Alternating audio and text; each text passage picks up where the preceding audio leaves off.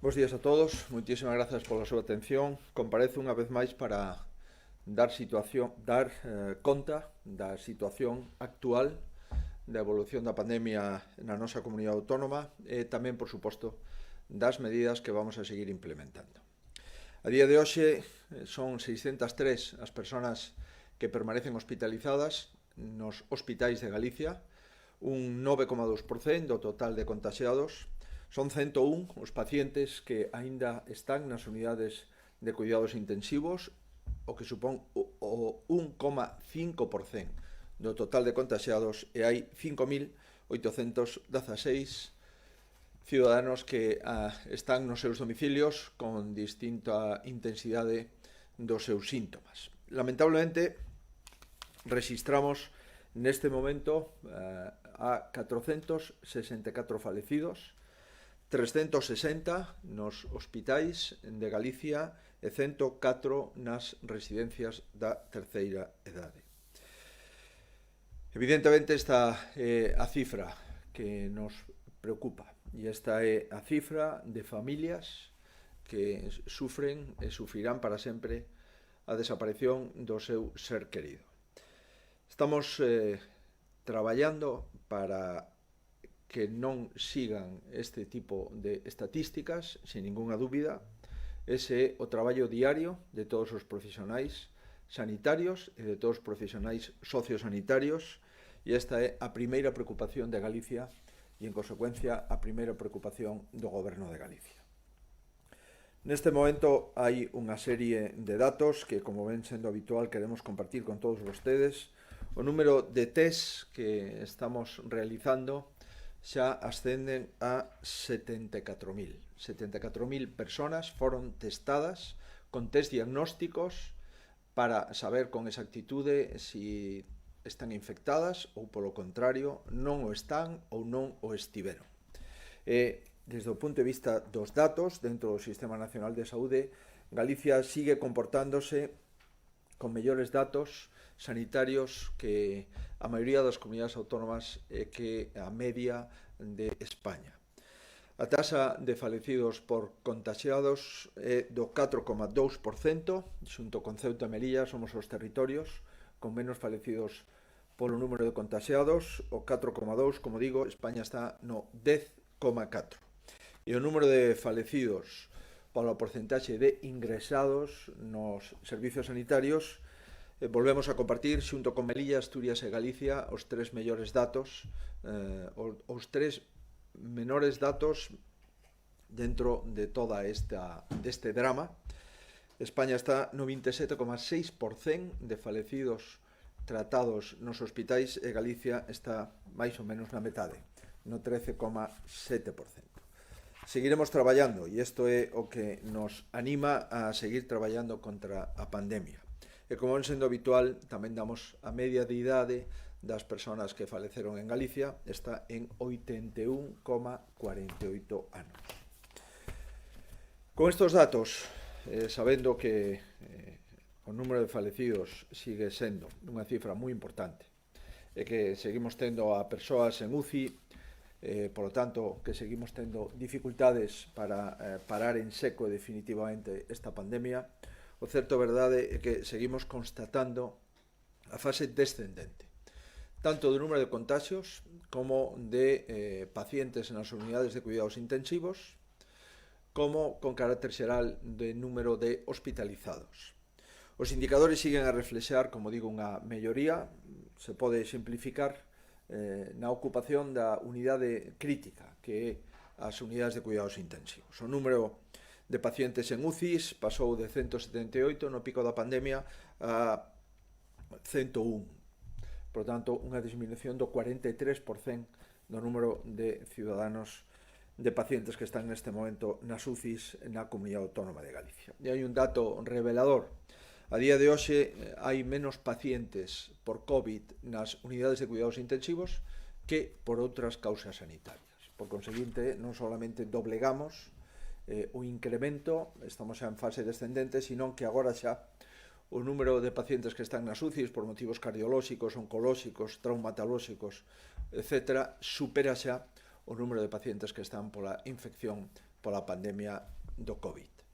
Como saben, a vista da evolución a pasada semana, rebaixamos da fase 3 a fase 2 e a comparecencia de hoxe, ademais de dar conta cos datos que temos desde o punto de vista sanitario, a comparecencia de hoxe ten ademais dous obxectivos. Unha, falar do que seguimos facendo na sanidade pública, no que seguimos facendo hoxe, dos obxectivos dos próximos días, das próximas semanas, e tamén darlles conta de algunha medida económica que o Goberno acaba de autorizar.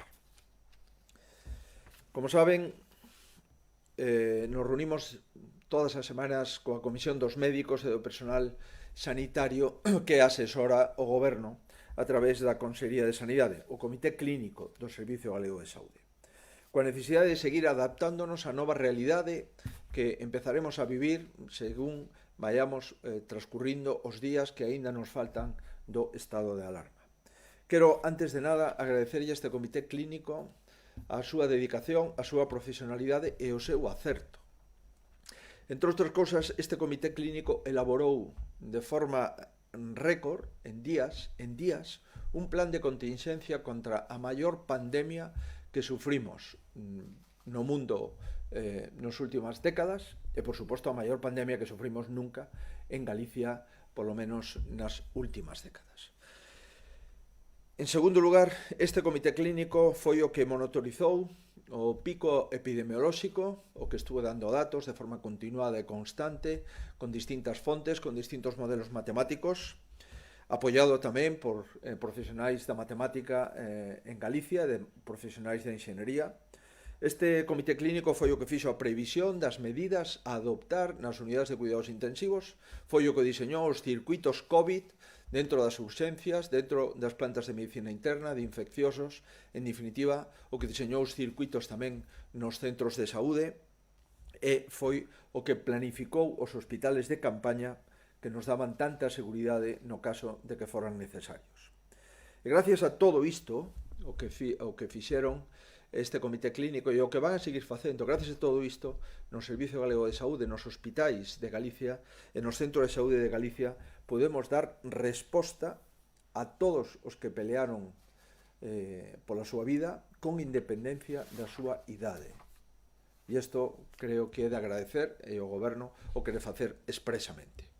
Pois ben, quero dicirlles que lonxe de finalizar os traballos do Comité Clínico do Servicio Galego de Saúde, esos traballos van a proseguir diariamente en as próximas semanas e nos próximos meses. Onte nos puxemos deberes que xa viñan traballándose nos últimos días, pero que queremos compartir coa ciudadanía. Hai tres grandes liñas de traballo desde o punto de vista sanitario nos próximos días e semanas. En primeiro lugar, resolver e acertar en que temos que facer cando xurdan novos rebrotes. Xa sexan rebrotes localizados e pequenos en número, como outros posibles rebrotes en outono. En segundo lugar, que faremos para recuperar a nova normalidade? A nova normalidade na sanidade pública. É dicir, que facemos para volver outra vez a actividade ordinaria no ámbito dos centros de saúde, no ámbito dos hospitais, nos bloques cirúrxicos, nas consultas, nas probas diagnósticas, que disminuíron a súa afluencia como consecuencia do confinamento da población e do propio tratamento da pandemia. E en terceiro lugar, como nos asesoran e como nos propoñen que volvamos á normalidade social e á normalidade económica con seguridade sanitaria. Estos son os tres obxectivos nos que xa se están a traballar no Comité Clínico, na Consellería de Sanidade e no propio Goberno da Xunta de Galicia. Certamente, a día de hoxe non dispoñemos de certezas de como vai evolucionar o virus, non temos fármacos definitivos para curar ese virus e a vacina eficaz aínda lle quedan moitos meses e varios semestres para poder conseguila. Pero o que sí temos é unha experiencia de como tratamos o momento de maior intensidade da pandemia e esa experiencia a temos que aproveitar. E por iso encargamos ao Comité de Expertos que vaya axustando cale o plan do Servicio Galego de Saúde ante rebrotes puntuais, localizados en determinadas zonas ou en determinados lugares de Galicia, e tamén un plan para actuar ante un posible rebrote máis generalizado, no seu caso, en outono ou en inverno. En segundo lugar, lle plantexamos a este comité clínico as pautas para a recuperación da actividade asistencial ordinaria. Hai unha menor frecuentación aos centros de saúde, menor frecuentación aos urxencia hospitalaria, menor frecuentación aos bloques cirúrxicos como consecuencia da pandemia. Pero hai moita xente que temos que diagnosticar, hai moita xente que temos que seguir, hai moita xente que temos que intervir cirúrxicamente, que estaba previsto, moita xente que temos que tratar oncolóxicamente. En definitiva, o que temos é que evitar replicar un modelo sanitario que lamentablemente, polo menos durante algún tempo, é un modelo sanitario que pertence ao pasado. Os propios expertos nos propoñen 3 medidas. En primeiro lugar, incrementar as consultas telefónicas. Toda aquela medicina que se poda facer sin presencia física entre o médico e o paciente é a medicina do futuro. En segundo lugar, aumentar a teleasistencia desde o punto de vista de seguimento de constantes vitais de pacientes. O programa Telea está atendendo a 3.000 pacientes contagiados polo COVID. Este é o futuro, atender telemáticamente a través de teleasistencia e de medicina teleasistida os pacientes no futuro. E, en segundo lugar, traballar con menos aglomeracións nas salas de espera, nas salas de diagnóstico e nas salas de consulta. E para iso probablemente teñamos que ampliar o horario de atención nos centros de saúde e nos centros hospitalarios. Os expertos, os médicos, a enfermería así nos lo propoñen e pensamos que están no certo. É necesario esponxar os horarios tanto nos centros de saúde como nos hospitais, para que nas salas de espera non coincidan moitas persoas que, como consecuencia do distanciamento social obrigatorio, non poderían coexistir no número que ven sendo habitual nas xornadas de mañá. Estas son propostas absolutamente solventes e responsables do Comité Clínico que vamos a seguir elaborando e concretando e que o Goberno apoia. E, en tercer lugar, a terceira liña de traballo do Comité é xestionar a volta á nova normalidade. Como dixen na última rolda de prensa despois da conferencia de presidentes o pasado domingo, temos que pensar nun calendario da desescalada, da nova normalidade. Un calendario orientativo, sin dúbida, pero os nosos veciños, os países europeos, dende o máis próximo Portugal, a fronteira con Francia, pero tamén os alemáns, os daneses, por suposto os países do norte de Europa, están xa algúns deles volvendo a actividade casi ordinaria. Por conseguinte, dixemos que a nova normalidade ten que buscar 3 obxectivos básicos. Primeiro, seguridade, é dicir, sanidade. Segundo, gradual. E terceiro, dinámica.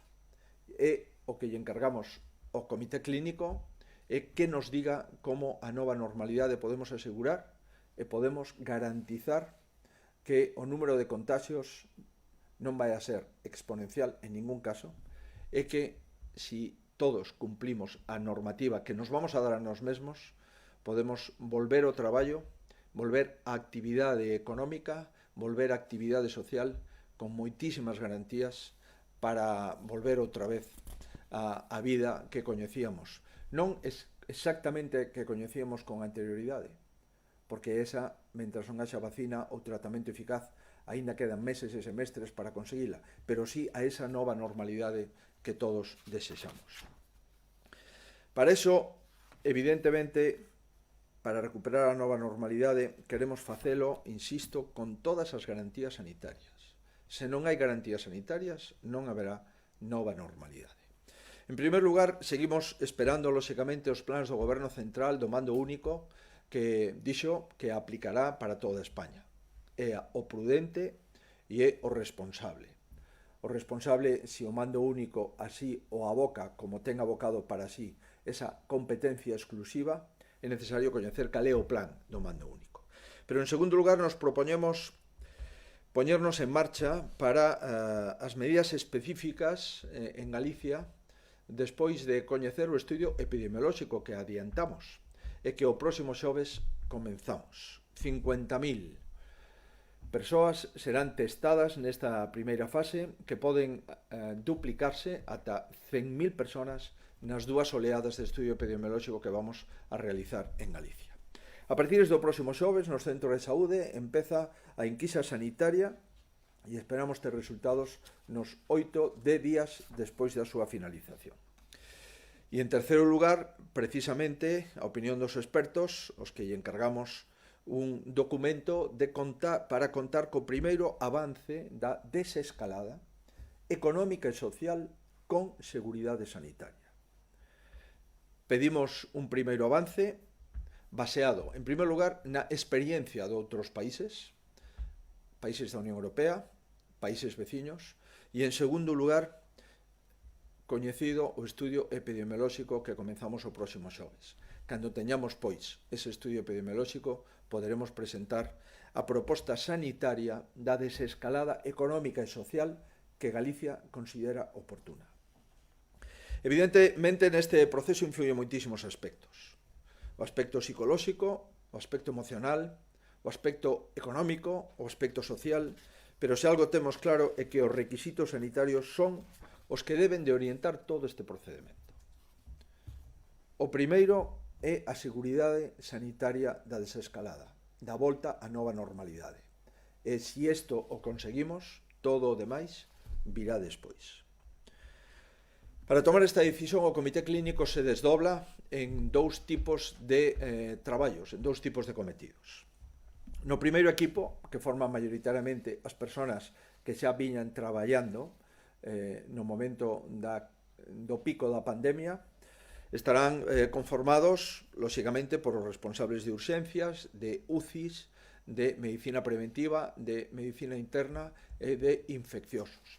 Ademais, por suposto, dos responsables de atención primaria e sempre microbioloxía.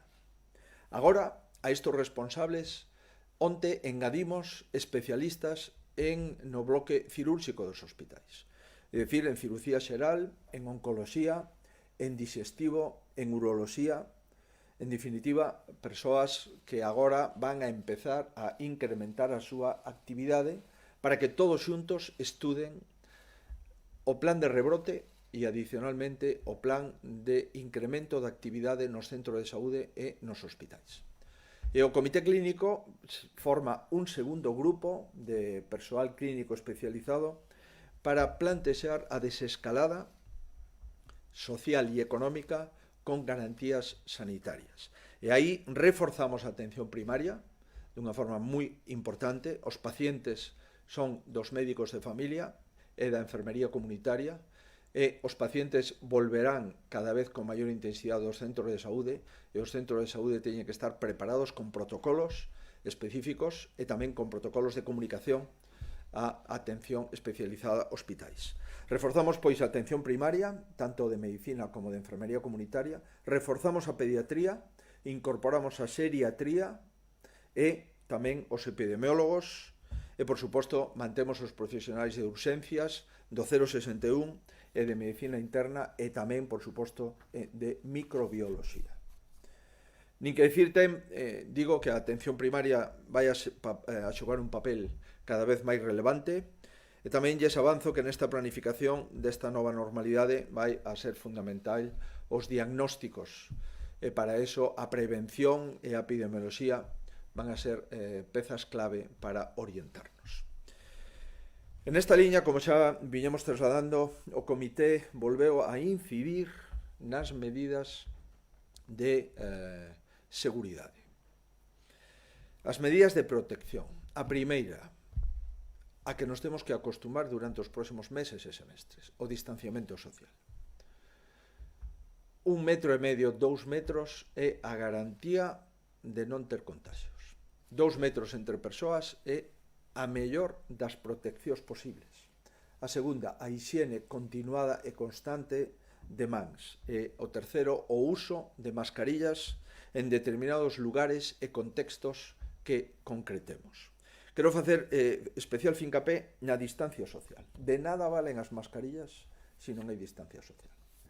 e de nada vale ningún tipo de desescalada ben plantexada, segura e planificada si nos relaxamos e abandonamos a distancia social de 1,5 metros, 2 metros entre dúas persoas. Seguiremos á espera, por suposto, das instruccións do Goberno para a proposta de mascarillas. Seguimos pensando que nun país, nunha nación como España, debe haber un único protocolo de utilización de mascarillas, pero tamén dixemos que, dado que en ese protocolo, polo menos de momento non existe, a Xunta de Galicia xa ten as súas recomendacións e esperamos de forma inmediata, unha vez que se vaya levantando o estado de alarma, poder ir implementando esas instruccións. Pero quero reiterar que de nada vale ter mascarillas, en primer lugar, se non as usamos ben. Para iso é necesario tomar conta das instruccións que estamos publicando e que seguiremos publicando con maior intensidade nos próximos días. Pero quero volver a reiterar: a volta á nova normalidade sí, pero a relaxación social non.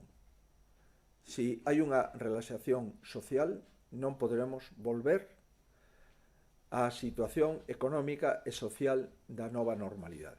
E queremos dicirlo dunha forma moi clara. Esa é unha das conclusións básicas de todo o comité clínico, de todas as especialidades, de todos os profesionais de atención primaria e de hospitales que quero trasladarlles.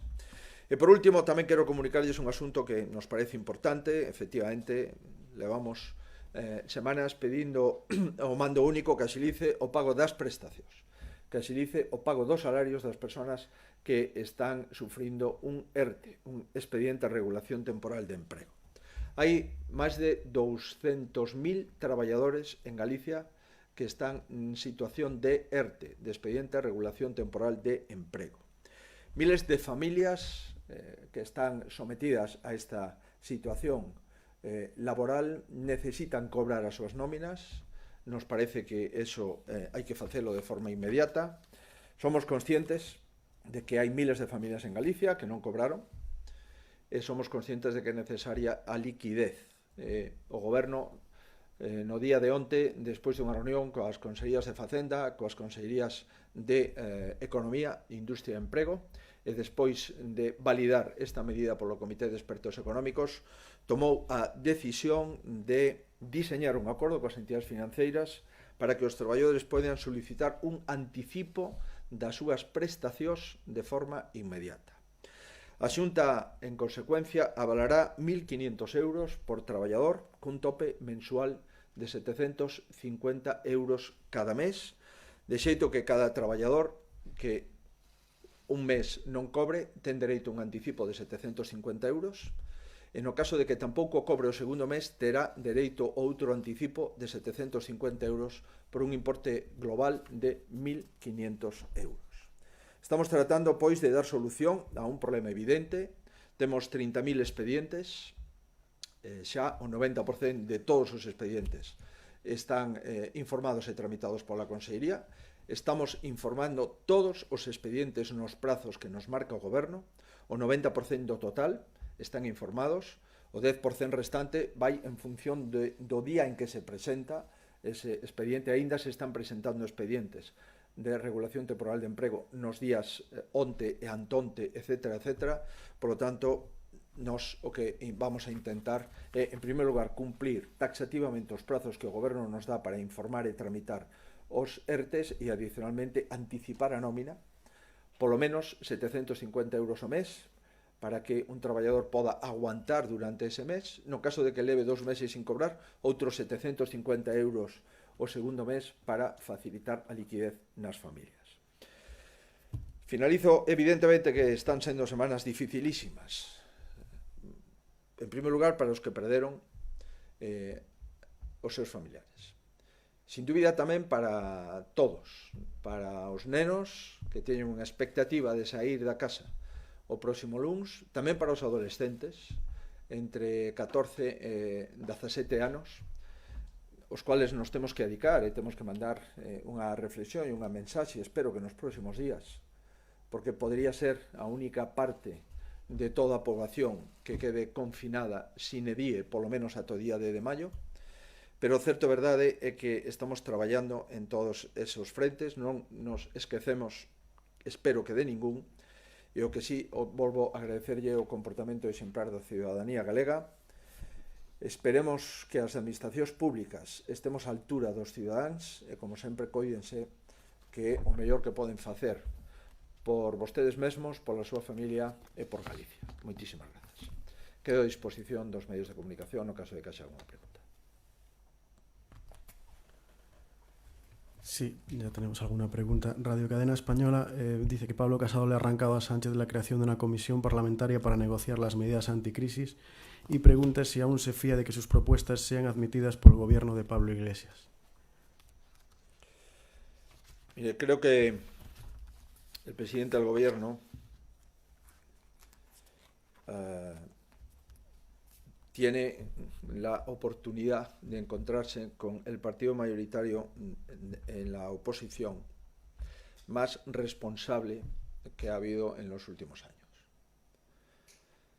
Ciertamente, nunca un presidente del gobierno ha tenido a un partido de la oposición, el principal partido de la oposición, tan dispuesto a dialogar y a construir. Y no porque lo digamos, sino porque lo hemos venido demostrando. Se ha demostrado pactando casi a ciegas, sin información previa, todos los estados de alarma que ha ido decretando el gobierno de la nación, viendo cómo sus socios parlamentarios o votaban en contra o se abstenían.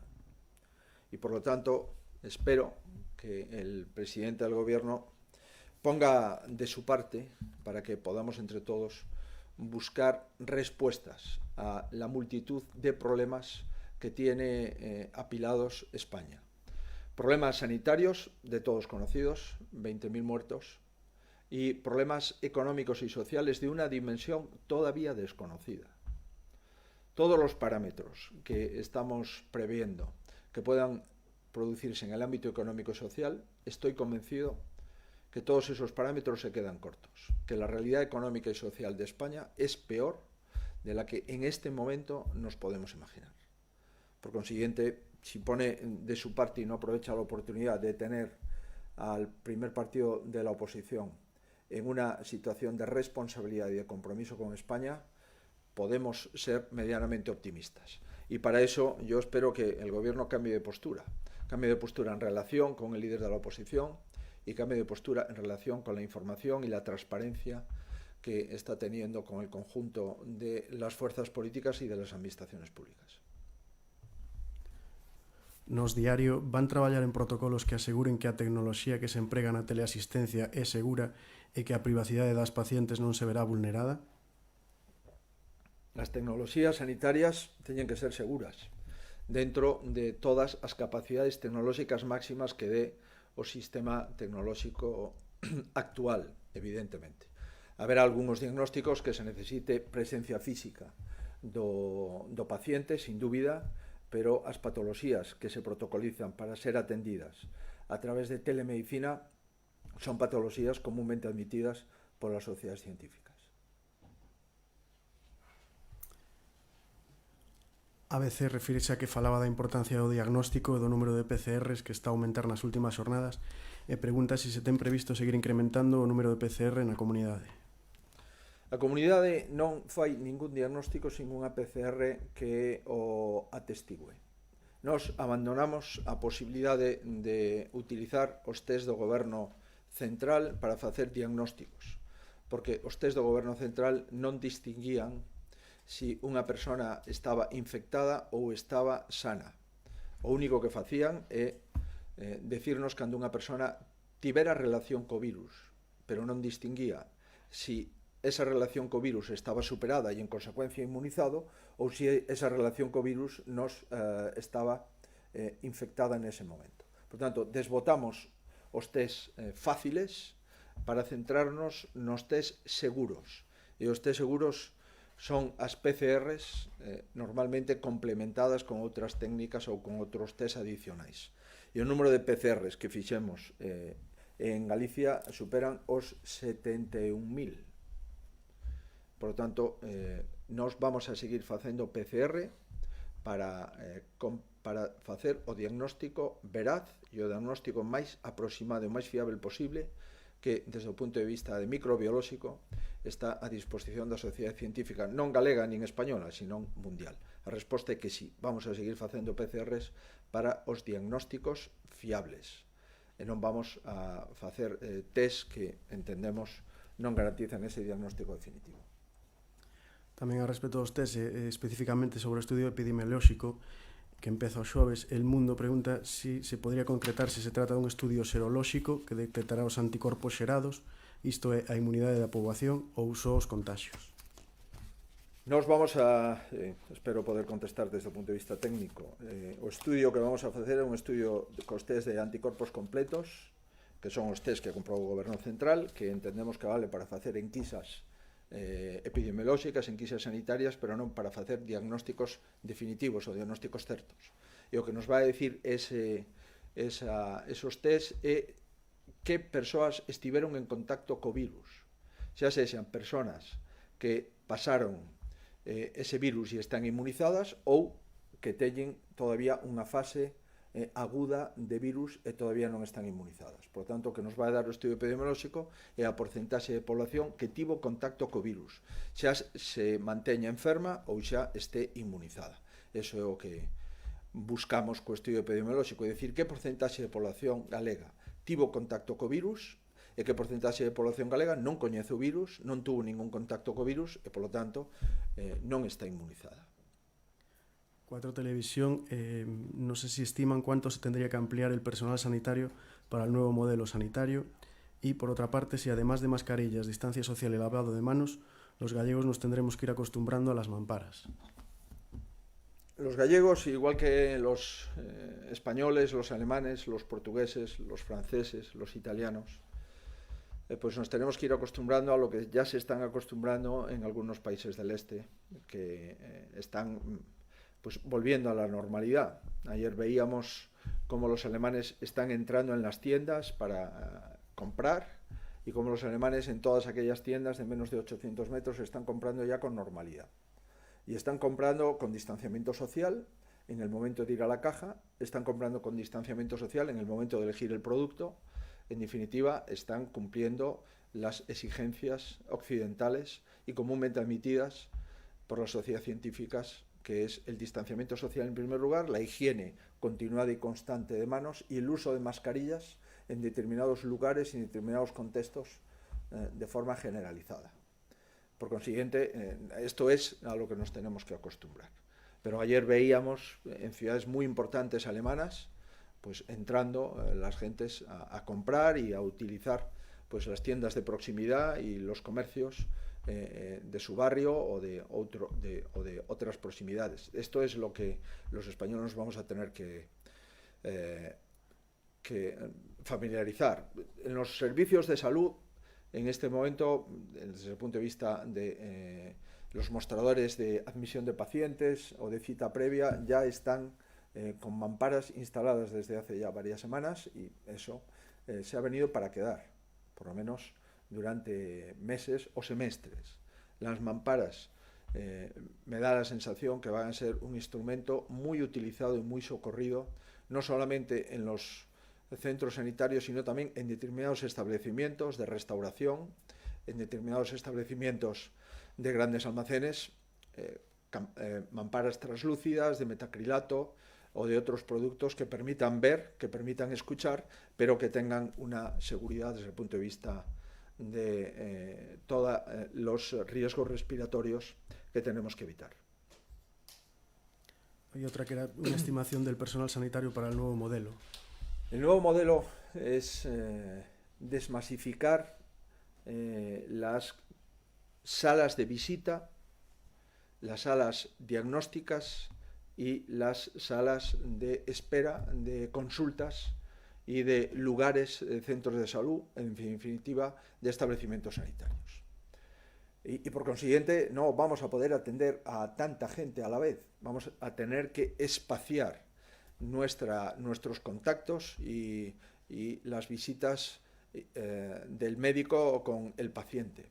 Tenemos médicos suficientes, enfermería suficiente, con carácter general, pero si necesitamos, en algunos casos puntuales, pues ampliar esa plantilla, inevitablemente tendremos que estudiarlos y plantearlos.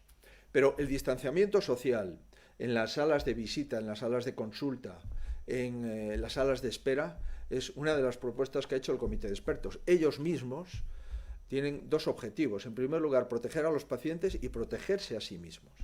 Y es que los profesionales son, en definitiva, potenciales pacientes, probablemente con un riesgo de contagio muy superior a un paciente que acude esporádicamente a visitar a un médico o a tener una consulta de enfermería.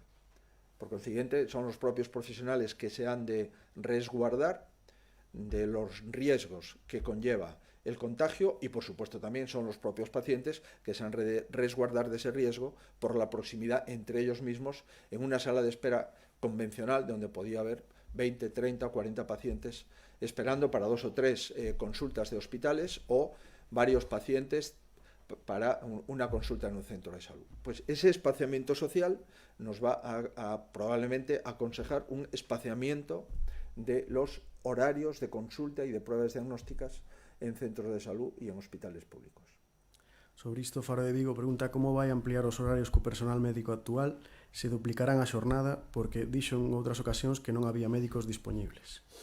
O que é evidente que temos que buscar, insisto, estamos esbozando que sanidade do futuro queremos que se vai a implementar. Estamos diseñando como vamos a atender nos centros de saúde e nos hospitais. E son os propios médicos os que nos aconsellan facelo deste xeito. Insisto, para garantir a seguridade dos pacientes e a propia seguridade dos profesionais sanitarios. Se non podemos atender de forma simultánea, porque non podemos facer só turno de mañá, pois evidentemente teremos que ver que médicos atenden pola mañá e que médicos atenden pola tarde. Os pacientes son os mismos. Non se vai incrementar a presión asistencial ou a demanda asistencial con carácter xeral. Se pode incrementar se hai un brote, por suposto, pero os pacientes son os mismos. O que temos é que atender esos pacientes con distinta escalada horaria. E, por lo tanto, os profesionais sanitarios son os que xa tiñan os pacientes asignados. Como podemos facer? Pois citar a pacientes en distinta escalada horaria. Cando se poda facer turnos para esos pacientes, para esos médicos, o faremos, e cando non, pois teremos que ver se é necesario algún incremento de persoal. Pero, volvo a reiterar, estamos diseñando a sanidade do futuro, acabamos de poñer bases con 3 principios básicos: cantas máis consultas telefónicas mellor, cantas máis teleasistencias mellor, e espaciar as consultas e as probas, e, por lo tanto, ampliar os horarios de atención. Isto é o que nos plantexan os propios médicos, o propio personal de enfermería, e isto é o que trasladamos aos cidadáns, e entre todos construiremos unha nova forma de atender na sanidade pública, pero non en Galicia. Estou convencido que, aínda que os médicos galegos se estén anticipando, outros colegas médicos de outras comunidades autónomas e de outros países tamén o están pensando, e en algún país, supoño, o estarán implementando. El diario.es tamén se refire ao reforzo na atención primaria e indica que nos últimos anos ten habido folgas e protestas contra as decisións da Xunta sobre a mesma. Fai vostede autocrítica ao respecto da acción pasada do seu goberno en atención primaria? Eu fago autocrítica de todo aquilo que fixemos mal e me propoño mellorar todo aquilo que sexa mellorable. E tamén poño en valor que o Servicio Sanitario de Galicia ten unhos datos, desde o punto de vista epidemiolóxico, nesta pandemia, que son os datos menos malos de toda España. Por conseguinte, o importante aquí non é dar cada un a súa opinión, senón que os datos están para ver, e grazas ao personal sanitario, ao personal médico, ao personal de enfermería, o Servicio Galego de Saúde está dentro dos mellores servicios de saúde de Europa no tratamento da pandemia, polo menos ata a data de hoxe. La Voz de Galicia, ¿cuántos sanitarios están aislados por las mascarillas defectuosas y cuántos han dado ya positivo? Pois, efectivamente, nos sorprendeu moito o problema das mascarillas defectuosas. Foi moi duro ter que ver con exactitude de que estábamos a falar. E o certo verdade é que o que fixemos foi pois facer un test para comprobar cantos profesionais pois, en fin, se contagiaron como consecuencia de esas mascarillas. Temos que decir que fixemos 3.055 tests aos profesionais que utilizaron esas mascarillas compradas polo goberno central, que posteriormente se notificou a todos os servicios de saúde pois as deficiencias das propias mascarillas desde o punto de vista de protección. Dos 3.055 que testamos con 3.055 probas, hai 76 profesionais que deron positivo. Teño que decir tamén que a maioría son asintomáticos e están en aislamiento domiciliario. Eso non significa, espero que non, pero que poda haber risco de algunha complicación posterior. Pero o certo verdade é que das 3.055 probas de persoal que utilizou mascarillas defectuosas, hai 76 con test positivo, é dicir, con contagio, pero todos de momento ou están asintomáticos, a maior parte, ou en aislamento domiciliario, como plantexa o protocolo que temos que activar en todos os servicios de saúde cando dá un positivo, moito máis incluso se dá un profesional positivo. Si, Galicia Confidencial fala de que a oposición verte acusacións sobre privatizacións dos últimos anos e crear imperios xeriátricos, e indica que hai unhas semanas vostede dixo que haberá que reconsiderar o sistema de residencias actual tras a pandemia. Suporá isto que se remate con eses imperios xeriátricos e se aposte polo sistema público? Mire, a situación das residencias é unha situación común en toda Europa e é unha situación común en toda España. Por conseguinte, non creo que teñamos que plantexar neste momento tamén o cuestionamento de titularidade das residencias da terceira idade. O que temos que cuestionar é como se autorizan as residencias, que tipo de residencias debemos de autorizar, que configuración arquitectónica teñen que ter os edificios das residencias, que plantilla e que dotación de plantilla de forma directa ou indirecta ten que ser sanitaria. Eso é o que entendo que temos que cuestionar. E, en consecuencia, eso é o que, polo menos, Galicia, dende fai semanas, xa dixo que está estudando.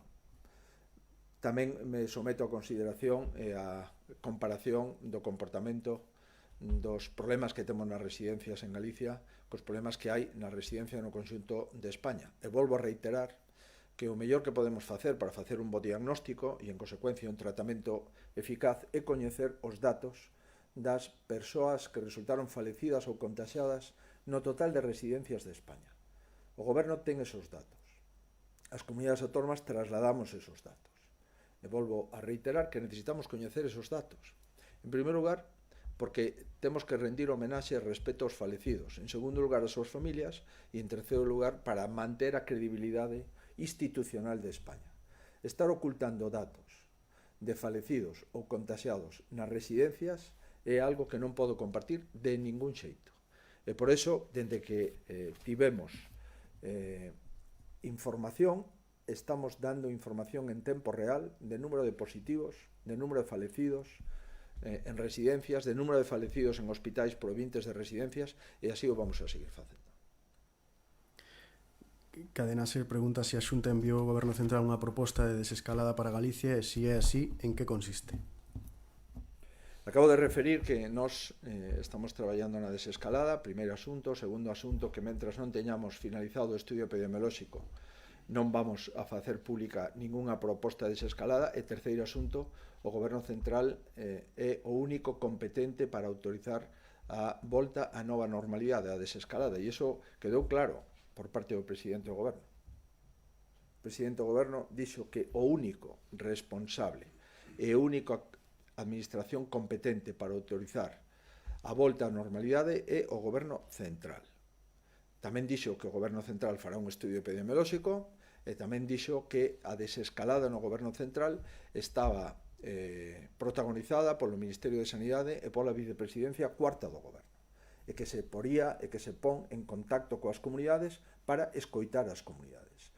O que sí podo confirmar é que de momento non hai ningunha proposta de desescalada feita polo Goberno Central ás comunidades autónomas. Eso o podo confirmar.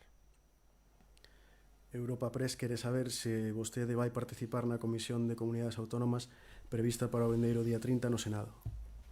Por suposto que se o presidente do goberno comparece, eu estaría moi gustoso en comparecer. Creo que sería oportuno que as 6 reunións que levamos feitas nas conferencias de presidentes e que despois damos conta aos presidentes autonómicos, porque son reunións privadas sin coñecemento dos profesionais sanitarios, dos profesionais do medio de comunicación. O lóxico sería poder ter unha conferencia de presidentes en directo na Cámara de Representación Territorial, que é o Senado. Por tanto, entendo que o presidente do goberno ten unha oportunidade para comparecer e eu estaría a disposición, por suposto, e sería un presidente que honraría moito poder representar a Galicia nesa comparecencia do presidente no Senado. Veremos a ver se o presidente comparece ou, polo contrario, non quere comparecer e delega no ministro. Moi ben, pois moitísimas grazas.